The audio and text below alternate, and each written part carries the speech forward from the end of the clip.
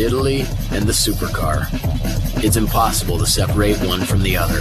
The most powerful and the most exquisite automobiles coming from the land of art, passion, and of course, an undeniable addiction to horsepower.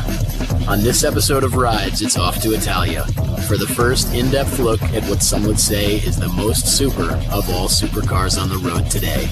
With only a few thousand made and sold to date, it's one of the reasons why dreams exist. It's the Italian machine that has set the standard for a very select group, and it's being made before our very eyes. This is Rides.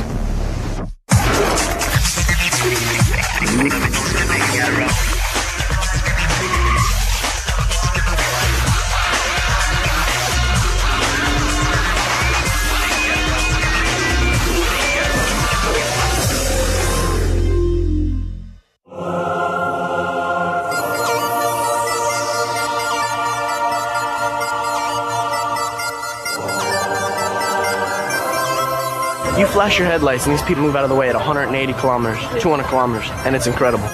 Start the engine and just feel it rumbling and it just growls at you. I see a lot of testosterone. You don't have any trunk space, you don't have any cup holders. It's, literally like engine and a driver. It's like really the beast. It's a beast bred for both beauty and strength. If you don't own one, you've seen them in your rearview mirror, but only for a split second. And even then, you knew it was a Lamborghini.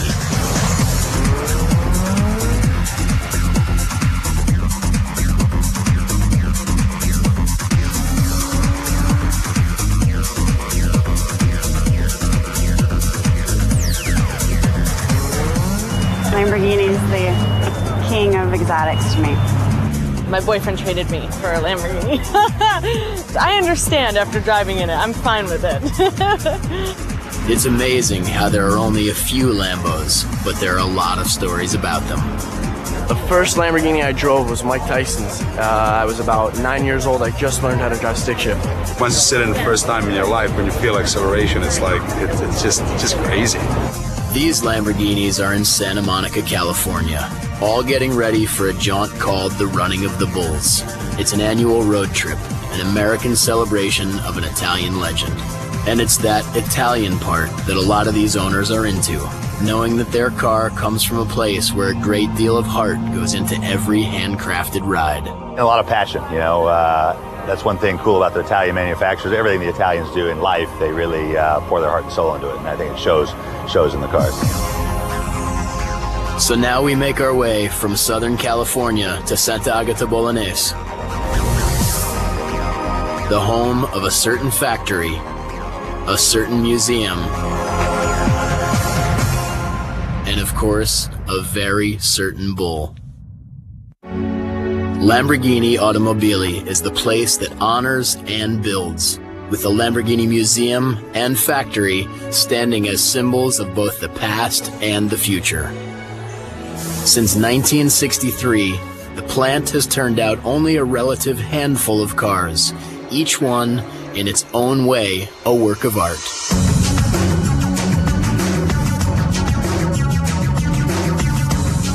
Today, this entire plant is dedicated to one thing: handmade supercars.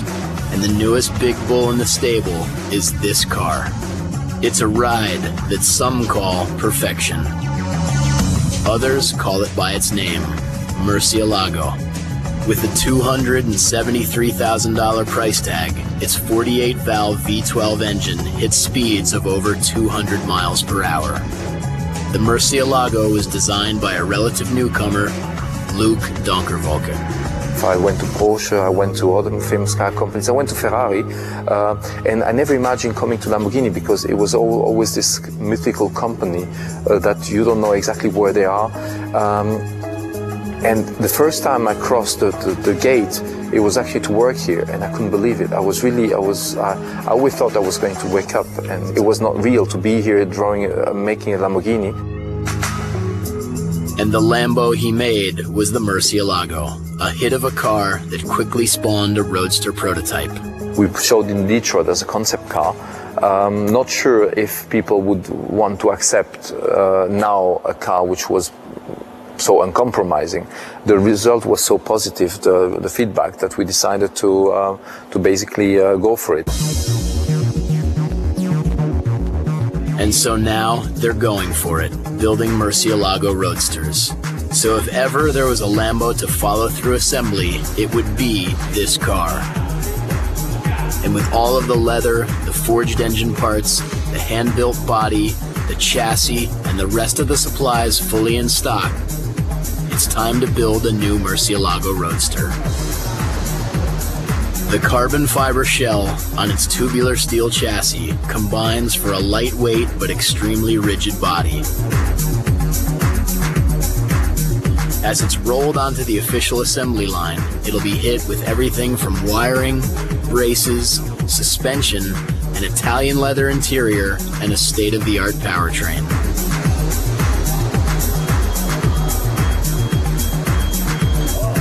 The first stage of the assembly involves hooking it up to a rotisserie. Another preliminary move is all about protecting the finish.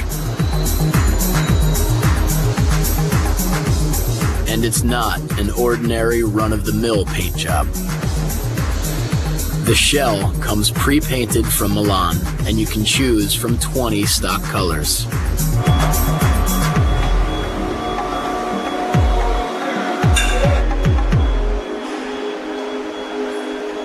Next, the plumbing begins. Brakes, fuel lines, and any other installation that can only climb on board at this early stage of the build. Other early arrivals include pieces and panels that will work to either deaden the sound or keep some of the heat out of the passenger compartment. Because with the car being a mid-engine model, that thing inches from your back will be a hot and heavy V12. Like a Formula One racer, the underside of the Lambo is built for aerodynamics. This is because at high speeds, the airflow underneath the car can actually cause lift.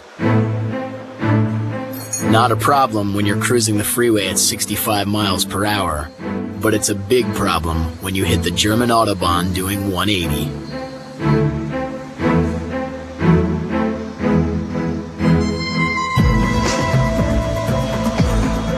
This crew has to be careful. They're handling a very expensive piece of art, with the quarter panels and the rear bumper each coming in at 10 grand a piece. With prices like that, it's easy to see where the term supercar came from.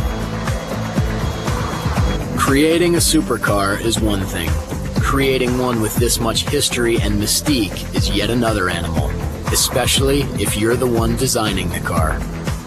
I remember always the cover of this Lamborghini Portofino, and the title was "Are you man enough to drive this?" And this is all about Lamborghini. Is that Lamborghini? You don't drive them. Lamborghinis let you drive them, and but you have to be good enough to drive them. To many Lamborghini owners, there's really only one man who's good enough to drive them. His name is Valentino Balboni, and there's no doubt that he is part of the mystique of this car. While we'll get into his line of work a bit later, we will say this about the man. He probably has the coolest job in the entire automotive world. And the ongoing build of our Murcielago Roadster? Well, it's time to take the bull by the horns and move it along.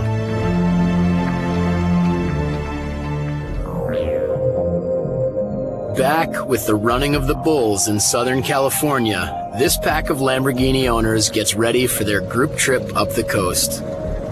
We want to hear even more about them and their rides, but before that, we have to return to this beauty's problem. She claims she was part of a very interesting swap. I'm an actress on Nip Tuck. I play a girl named Kimber Henry, and I was last year traded for a Lamborghini. My boyfriend traded me for a Lamborghini. And so that's why Lamborghini invited me out. I understand after driving in it. I'm fine with it. Just get in, forget about the world. No cell phones, no pagers. Just get in and enjoy life. Just feel the road and be one with the car. And I like to go a lot faster than he does, so we have to kind of meet in the middle somewhere on that. They look so cool, you might forget how fast they are. Begging the question, how fast have you gone in your Lamborghini? I've only driven about 100. 140. So you probably didn't know that. No, I didn't. That's a new one for me. I didn't know. The fastest I've been is towards Vegas, 160 miles an hour. So if an average car makes that trip in 6 hours, how long does it take in a Lamborghini? 3.5 hours. We made some stops, fill up gas.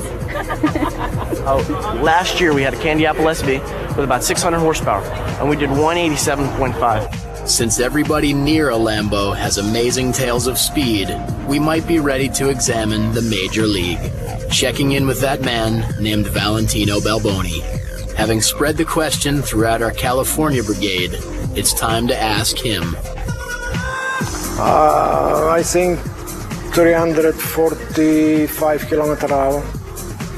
Now, for those of you who are about to run out to your car dashboard so you can calculate a conversion, don't bother. Your speedometer doesn't even come close to having that number on it. This was Murcielago on the German motorways. It's a nice feeling, it's a beautiful feeling. Driving 215 miles per hour on the German Autobahn in a 2-ton rocket. See, Balboni is a test driver.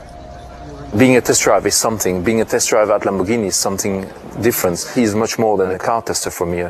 He's the person that links the past to the future. Well, the past and the future are both here at Lamborghini, where the museum shows history while the factory creates history. One handcrafted car at a time. And of course, the history of Lamborghini starts back when nobody knew the car, but a lot of people knew the man. He was a farmer turned businessman who put his heart and his soul into a dream. The dream came true, but not without a lot of ups, a lot of downs, and a lot of hard work. In his lifetime, he saw everything from the birth of mass-produced automobiles to state-of-the-art supercars. This innovator was a determined individual who knew what discriminating drivers wanted, simply by knowing what he wanted. His name was Ferruccio Lamborghini. Ferruccio Lamborghini was actually a farmer with a lot of good ideas. Good ideas like selling air conditioners back when those machines were just in their infancy. He also made a lot of money by, well, as Balboni tells it, by taking part in a little thievery. After the war, he went stealing military vehicles, removing the engine and building tractors for the farmers. And this is the way he started his business. And now, even a decade after his passing, it's amazing what a farmer and a few stolen tractors have built. So here, the shop is about to enter its 5th decade of handcrafting some of the most incredible supercars in the world.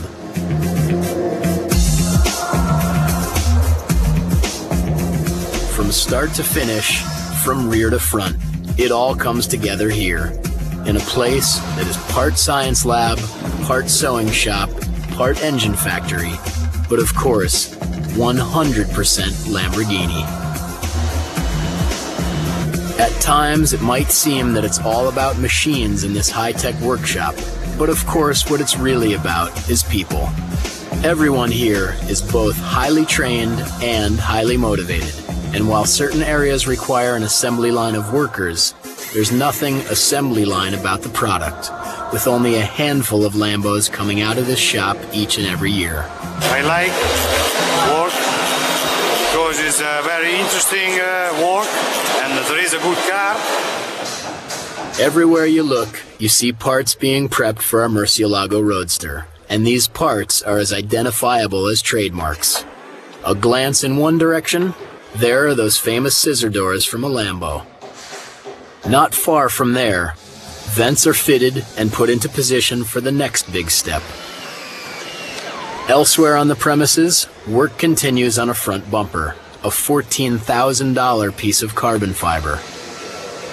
Yards away is a 100-liter fuel tank, part of a 12-cylinder system that is sure to include a high-octane gas guzzler's tax when sold to any U.S. Lambo fiend. Further and deeper into yet another area of the shop, you'll find a steering column that's getting the business, a unit that will hold the key to a Lamborghini.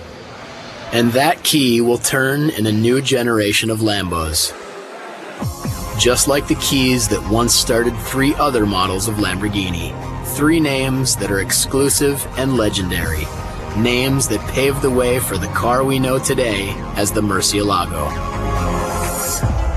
Today, much of the legend of the Lamborghini is essentially based on 3 groundbreaking cars. Models that put the company on the map and then went on to reinvent the map. The cars in question? The groundbreaking Miura that debuted in the mid-60s.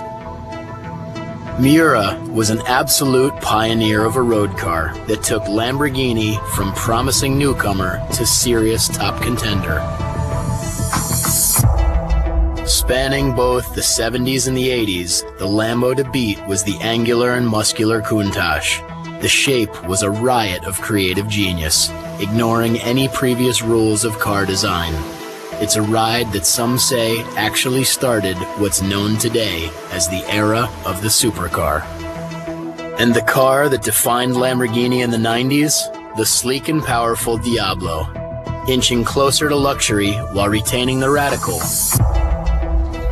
Diablo kept the company competitive, even when the competition by then could probably be counted on one finger. All 3 of those models were pure Lamborghini. This is a car where if you are 1 second not concentrate, you feel all your nerves and the whole body for 10 seconds or more. You have to push yourself to the limits. And you know that the weakest point, the weakest link in the chain is not the car, it's you. Make no mistake about it, the workers in the Lamborghini factory have just the opposite thoughts when it comes to their contribution to the build. All of these workers are specialists, and in this area of the shop, they happen to be specialists about brakes, about calipers, and especially about safety guidelines. Because these things are going to have to stop a car that loves traveling at speeds deep into the 3-digit range. Over in this region of the factory, it's all about leather and the many ways in which it can find its way into and onto a deluxe Lamborghini interior. The shop uses the highest grade Italian leather available, vat dyed and brought together with a bold baseball stitch, highlighting the very seams that a lot of upholsterers would rather hide. Nearby, it's craftsmanship of another sort, with the construction of carbon fiber parts, handmade pieces that need to be both lightweight and strong. With carbon fiber being used for so much of this car, we're reminded that it has become the new tool in this modern age of supercars. In fact, it's also an application that is put on one of the arch rivals of the Lamborghini.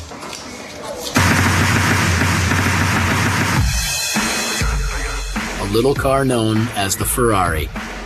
The Ferrari came from a car builder named Enzo Ferrari, and Enzo's car is one that has a long history with the Lamborghini. In fact, before he was making cars, Ferruccio Lamborghini was driving a Ferrari. Bringing us to the clutch of a certain Ferrari. It was a clutch that would prove to be of historic proportions. He bought a Ferrari because at those times was the car to have, was the car representing a status symbol. And he was always complaining with the clutch of his Ferrari. So one day during inspection at his car in Maranello, he met Enzo Ferrari. And he was complaining with Enzo Ferrari about his car. And Enzo Ferrari told him, you can't complain with my cars because you are a tractor driver, you are a farmer. and you have not to complain. And he was very upset about the story, and he told him, I will make my own car and I will show you how the clutch must operate. Well, years later, Lamborghini showed Ferrari and the world more than just a working clutch. He also showed everybody a serious contender in the elite world of high-end automobiles when he built this first production Lamborghini, the 350 GT. Back with the build, we return to our wheel assembly. Spindle by spindle and rotor by rotor, the project is clearly coming together. A car this powerful is going to need some pretty sizable brakes, and the braking system includes ABS and 4 ventilated discs.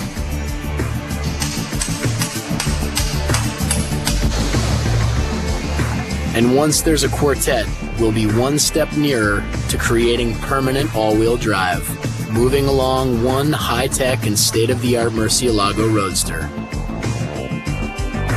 The interior of this Roadster is both extreme and exclusive, with the leather upholstery going for an asymmetrical look, a modern appearance where the left seat will be different from the right. Everything will be accessible to the driver, with the factory employing a design known as pilot-oriented, meaning if you're in the driver's seat, you're in a very cool and precise kind of cockpit. Meanwhile, back at the carbon fiber room, the crew prepares the center console for the next major step, a procedure that also requires many yards of batting. The console has been covered with resin and layers of carbon fiber, but it will take a couple more important steps to make the piece solid. Now comes the vacuum fitting, where all of the air will be removed from the atmosphere surrounding the console. The absorbent batting will take care of the excess resin, and the lack of air will force the layers of carbon fiber to bond together. Once the vacuum fitting has sealed the deal, it's onto a stage that is about as big as it looks. We head into a monster of a tank known as the autoclave. The autoclave is both extreme heat and high compression, a chamber that basically cures the fiber surface. It's a don't try this at home procedure that moves us one step closer to a completed Murcielago Roadster.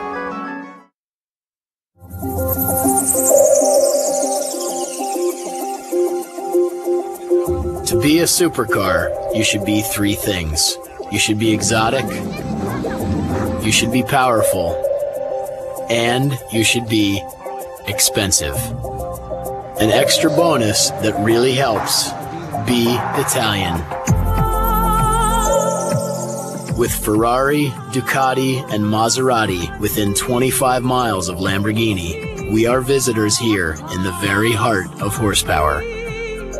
Here, this is the country of the engines. Coming to Italy to design a car, knowing what we know about car design, you can forget all about it, and just you are basically fighting against another culture of car making.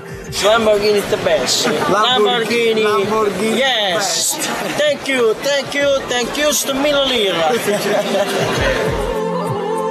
And while Lamborghini's neighbors have a lot of pride by way of having the shop in the region, the definition of pride comes from the workers at the plant.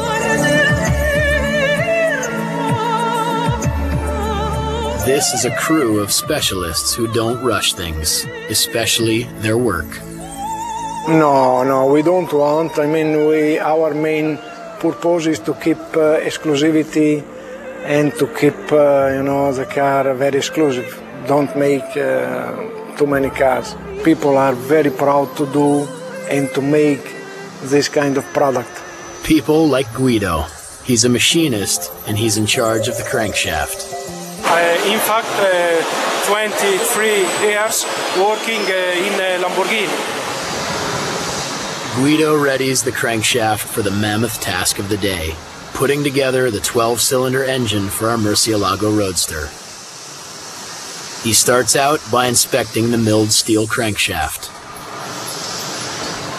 And now that it's been inspected, it's ready to find a home.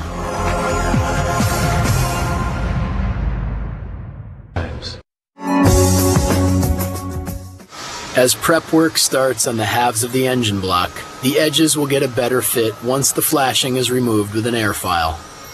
And since it's an $85,000 engine, there's nothing wrong with smoothing out the irregularities on the outside of the block as well.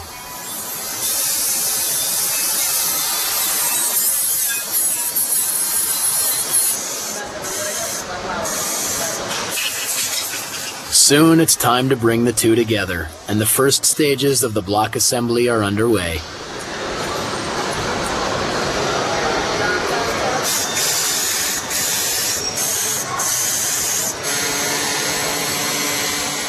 With the crank in place, the next task is all about the installation of the 12 pistons. It's 12 bits of precise work for 12 heads and 12 arms of sheer force, building an engine that is the hands-down favorite of a certain test driver. The engine with a dozen cylinders of power.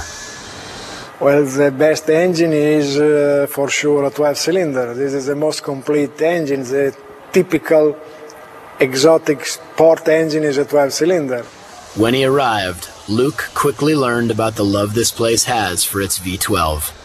With Valentino Balboni, when I was introduced to him, he told me, you're the engine bonnet designer. And I said, no, I'm designing the whole car. I said, yeah, we do the engine, you do the dress. And it's exactly what it's all about. Next, it's all about taking the camshafts from raw, forged steel to Lambo perfection. And when this cam is working in concert with the rest of the engine, well, you can forget the radio if you're a real Lamborghini driver, because the only music you're gonna want to hear is the song coming from that engine. Lamborghini is 12-cylinder, not 8-cylinder. 12-cylinder, musica.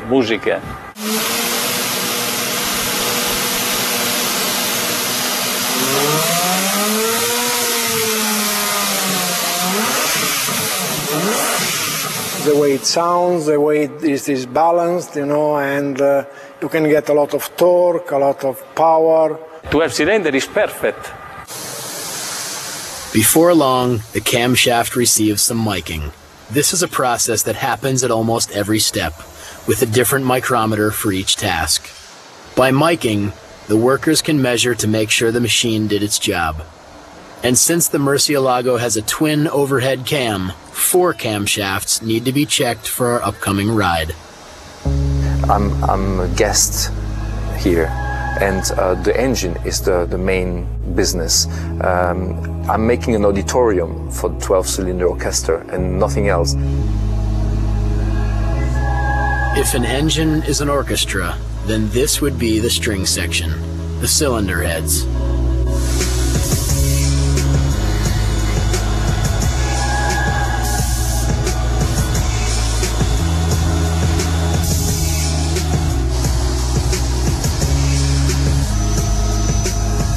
After an hour of deburring and a quick acid wash, the cylinder head moves on to meet up with a cool little camera. An arthroscopic camera checks for fractures and irregularities in the metal.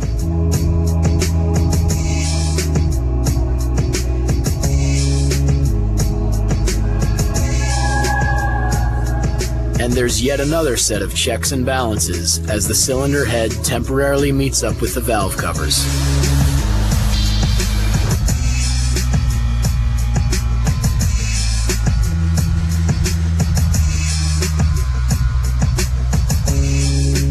Now that the cylinder heads and the camshafts have met up with the block, it's time to prep the motor for the next phase of this engine build.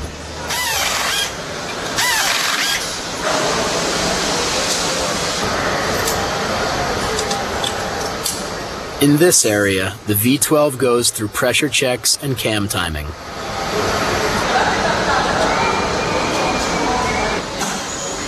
The valve covers go on, now protecting the 4 finely milled cams. And that's just one way of saying that this 12-cylinder orchestra is almost ready for its premiere performance. But first, it needs its work of art intake manifold, but not until it gets checked out. Dress rehearsal. The dyno, hooking up engine to computer and checking out all of the mechanical elements on this power plant. Lamborghini specialties such as the torque and the horsepower.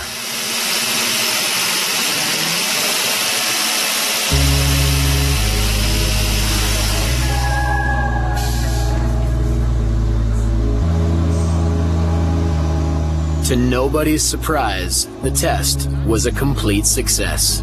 And now, it's time to introduce this engine to its new home.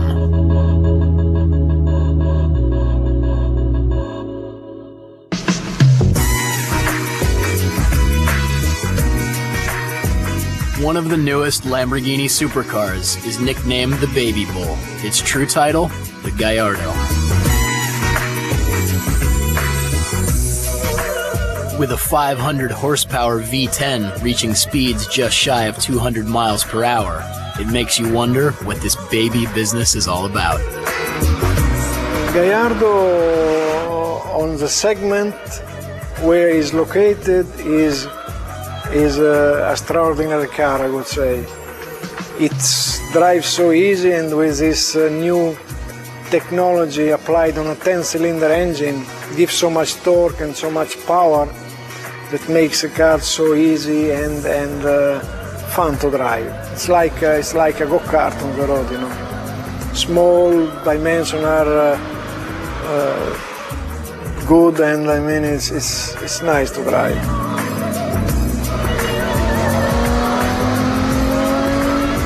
This little sister has a lot going on under its baby bonnet. The Gallardo is a really compact base, and having four-wheel drive, a 10-cylinder, 2 occupants in less than 4.30 meters, it's in theory impossible. And I'm always amazed still now how we made it, because it is so difficult to get all those components together, to have right ergonomy, to have the right cooling, to have traction, propulsion, everything. It was quite difficult, and it could only be easier for the future to adapt that platform. Gallardo is the car which is basically allowing us to think about the future.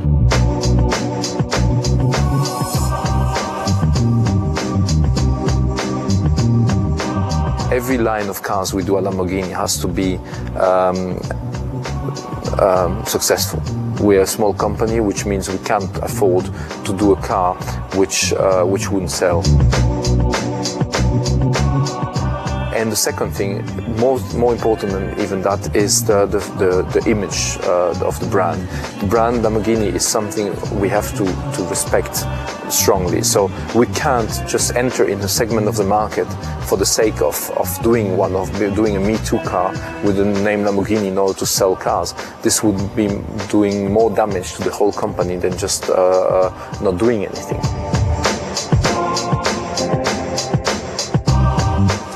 We're not thinking about product when we're talking about Lamborghini, we're talking about the brand. And this is the only way you can go back to the spirit of Ferruccio, where he was not somebody that wanted to produce a car, he wanted to produce a spirit. And that spirit is alive and well in the state-of-the-art Gallardo.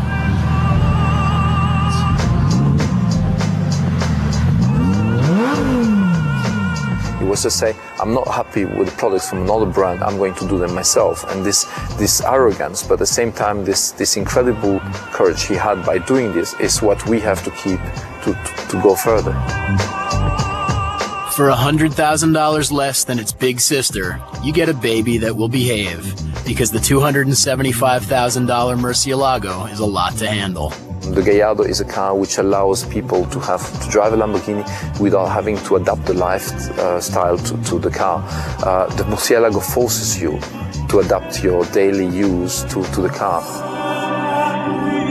It's truly nice to know that this 500-horse toddler will behave. It forgives you. The Murcielago doesn't. Well-behaved or not, both cars share more than just the Lambo name.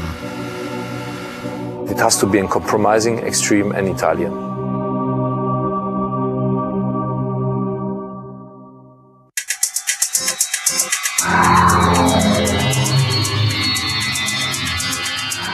have true knowledge of all things Lamborghini, you have to know that most of the car names have a direct and personal connection to the astrological sign Taurus. We have the bull because Ferruccio Lamborghini was born on a Taurus sign, zodiac sign. The story started with a Miura, started with a Spada, Islero, Yarama, Urraco. They are all name of bulls because he was connected beginning with a friend of him which was a Spanish. That Spanish friend was Don Antonio Miura. Don Antonio Miura was actually a breeder, and he gave his name to his bull breed, which is called the Miura breed, and he basically used the Murcielago bull to reproduce with his Miura bulls. So basically, he created a mix between Miura and Murcielago, and when I designed the car, which was interesting, I used a lot of the formal language of the Miura to put on the Murcielago. And the design of the Murcielago borrowed from more than just the Miura. I wanted to inspire myself from the design language of the Miura, and I mixed it with some the architecture of the Countach. The Countach had this really strong puristic architecture, and by mixing the two, I wanted to go back to what for me were the icons of the Lamborghini. And by mixing this, I didn't know actually that the name Murcielago was associated with Miura. So it's an interesting thing that the history gave right to this mix of DNA in the design of the cars. Now, just to complicate matters, the word Murcielago doesn't mean bull at all. The Murcielago means bat in English, and it is quite interesting because the bat is a bit this creature from the night that you don't always know, you're not familiar with it. It's a bit mysterious, and at the same time it also has wings, and the Murcielago does have this movable wing, so it really fits to that. And the name game continues with this next Lambo icon, the Countach. Our development engineer went to Bertone to see the first model, which was a wood model, and it was a Countach. When Bertone presents this model in Torino, un operaio, Countach. And our engineer asked, what does it mean, Countach? Because I don't know this word. And he explained that it is an expression of wonder, something that is astonishing. And he took that expression and he named the car like this. When you see the beautiful girl, fantastic. The Countach is same, fantastic. Calling a Lamborghini fantastic. That leads us to ask what the Italian word is for understatement. As we witness the assembly of a new and rare Murcielago Roadster, we see that it will share the stable with two other bulls. Of course, the Murcielago Coupe and the baby bull here at Lamborghini, the new V10-powered Gallardo. Meanwhile, activity is about to commence in Southern California. A pack of Lambo enthusiasts are eager to begin the running of the bulls, a yearly jaunt that brings together a select crew of car owners. You know what, out of all those performance cars, I'm DB7 owner, Aston Martin, this is like something completely different. You can't put them in like the same basket like Porsche, Ferrari. This is like really the beast, It's like completely different characteristics than any other car. Just, you don't have any trunk space, you don't have any cup holders. It's, literally like engine and a driver. Returning to Italy and the construction of our Murcielago Roadster, this V12 costs $85,000 and weighs 1,200 pounds. It will hit 0 to 60 in 3.6 seconds with a top speed of over 200 miles per hour.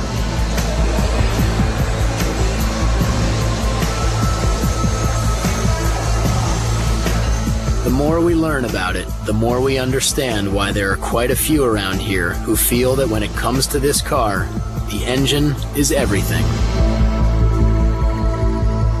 Because it's a roadster, this car is going to need some extra support. So in comes a custom-designed carbon fiber engine cage.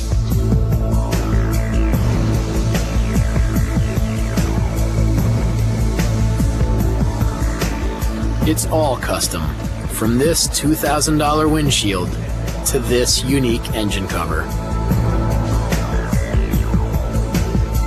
Designer Luc Donkervolke didn't merely want to remake the coupe into a roadster, he wanted to rethink the car to give it its own personality. The engine cover proved to be one of the biggest design challenges for this open car.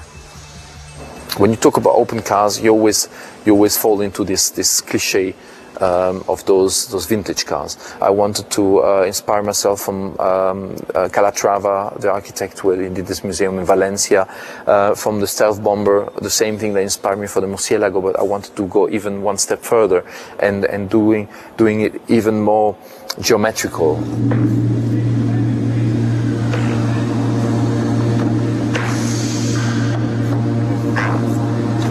This piece is the most distinguishing change as the car goes from coupe to roadster.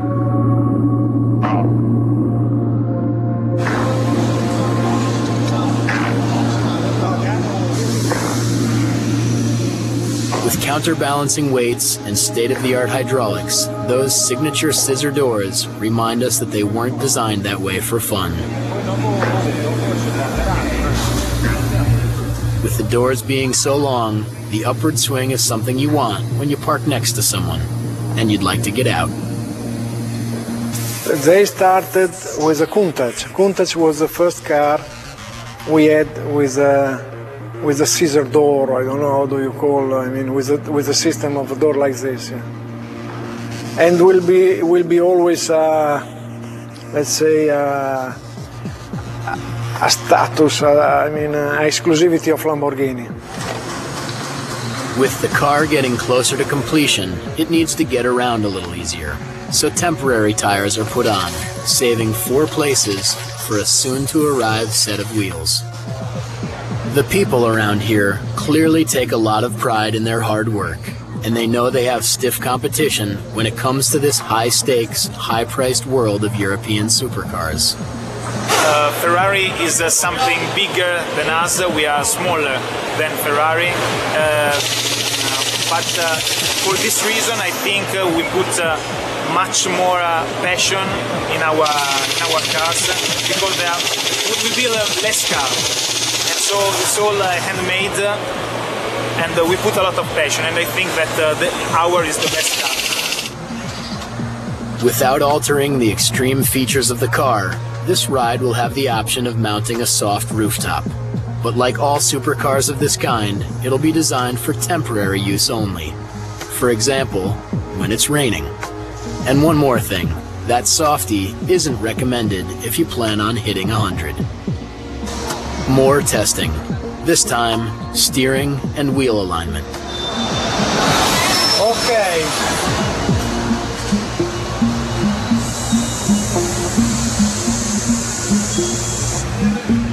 The rims are aluminum alloy with dimensions of 8.5 inches at the front and 13 inches at the rear.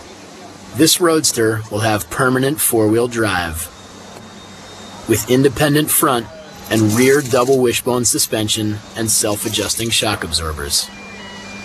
If you want something with more than the standard 6-speed gearbox, for a mere $10,000 extra, you can get an E-Gear with its Formula One inspired paddle shifter. Since this car is checking out fully and in every way, it's almost time to take it into the dyno booth for a thorough and final testing. It's said that the new Lamborghini era started in 2001 with the Murcielago coupe, continuing on with the arrival of this new Murcielago Roadster. And speaking of an arrival, as the gang back in California gets ready to have their running of the bulls, they're not fully prepared for a little surprise that Lamborghini has waiting just for them.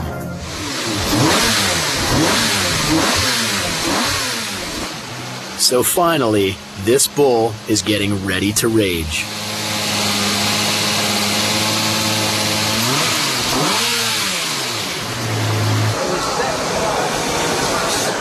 But before the big event, it's gonna need to get branded.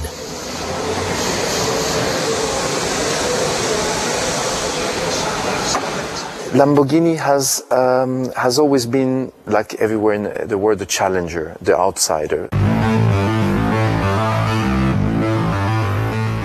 Every parts of the body, of your body, touching the car, gets some sensation, some reaction, some feelings. Your hands, your back. Our new Murcielago Roadster has checked out on the dyno, and from the looks of things, it's all good. It won't be long before the ride is taken out for a test drive. And as anybody in this region knows, it won't be just any test drive.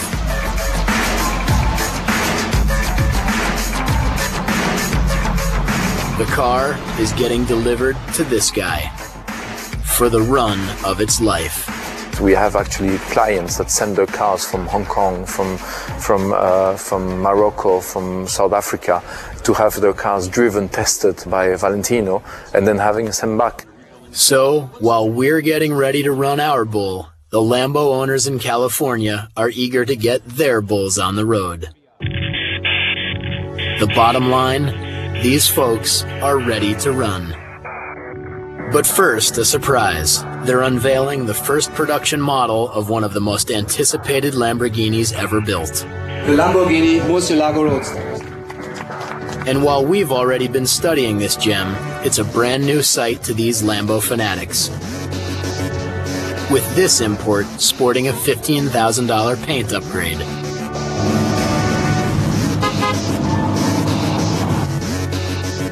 So, with this new Roadster added to the herd, it's time for these bulls to run.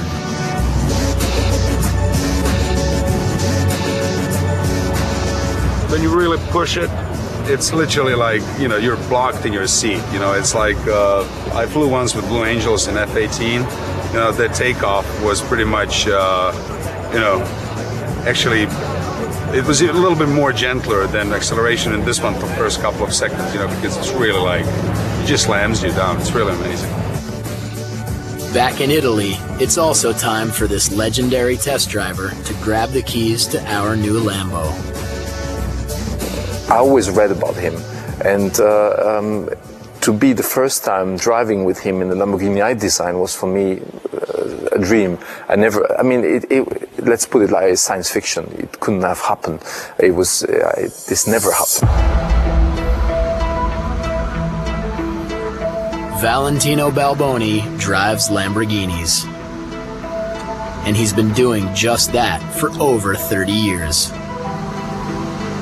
If that's not the coolest job, what is? I'm sure that the way he drives, he didn't study physics at all, that's for sure. Because he don't know anything. He doesn't know anything about gravity, about friction. If he knew what he was doing, he wouldn't do it. How legendary is he? Well, he's taken every make of Lamborghini and he's tested them right here on this simple slab of asphalt. And after all these years, everybody around here knows the name of the road he tests on. Officially is a public road, but it's called Balboni Highway.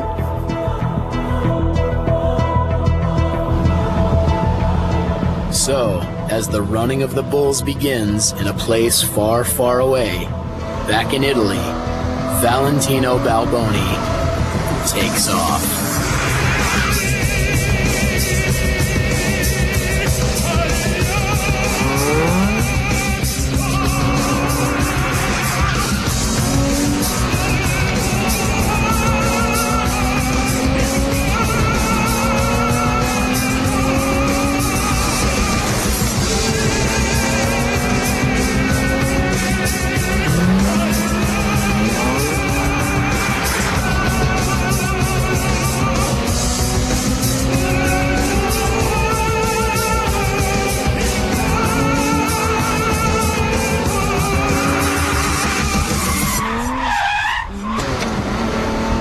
The story goes something like this. A beautiful but ferocious fighting bull named Murcielago had such heart, the matador just had to let him live. And where did Murcielago go from there? Well, wherever it was, we all know one thing. He got there real fast.